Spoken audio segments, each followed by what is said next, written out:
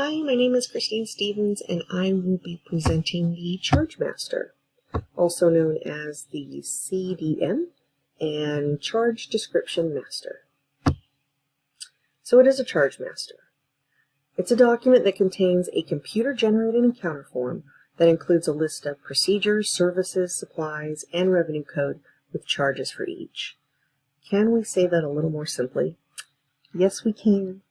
A Chargemaster is a list of everything that happened to you during your stay at the hospital, from the nurse who takes your vitals to the doctor who examines you, the tests they take, the water jug on your table, your emesis basin, the tongue depressor used to look at your throat.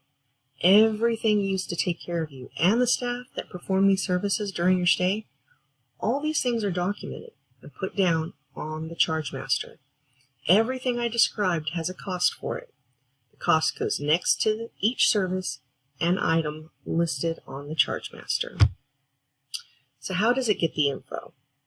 So it links to many feeder systems like your clinical system, order entry, electronic health records, and material management, where charge information is accessed and distributed by the systems that either generate charges or use charge data to prepare the itemized bill and claim.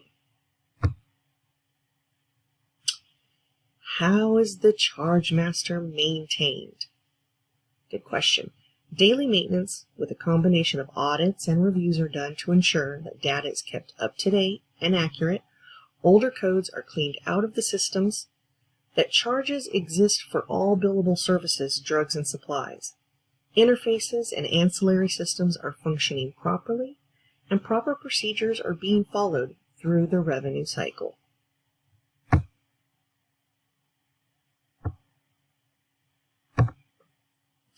So why does the Chargemaster need maintenance? Procedures, packages, drugs, regulations, and codes are constantly changing, and it needs to be maintained. The information can become outdated within days, even hours, and it can change immensely over months and years. Here are some examples of those changes. New billable services and items or services no longer billable. Annual and periodic code changes, CMS regulatory changes, other regulatory guidance, payer contract changes, new departments created, and changes in cost to provide services, drugs, or supplies.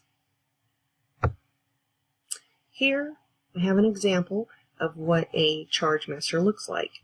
Right here we have the department code. It refers to the specific ancillary department where the service is actually performed. And then right here we have the charge code or service code, which is an internal identification of specific services rendered. Right here we have the charge description or service description. It's a narrative description of the service, procedure, or supply. Next we have the revenue code. It's a UB04 revenue code that is assigned to each procedure, service, or product. Next, very familiar with this, CPT or HCPCS codes, current codes that reflect procedures and services that are performed. And then we have the price or charge amount, which is the dollar amount the facility actually charges for each procedure, service, or supply. Next thing that would be on a Chargemaster is a relative value units. Now this example of Chargemaster does not actually have that, but I do have one that has that. Here we have the relative value units. It's the actual numeric value assigned to a procedure based on how difficult and how much time was spent on it.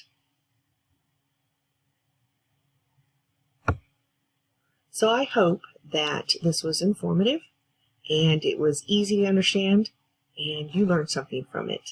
Thank you so much for watching.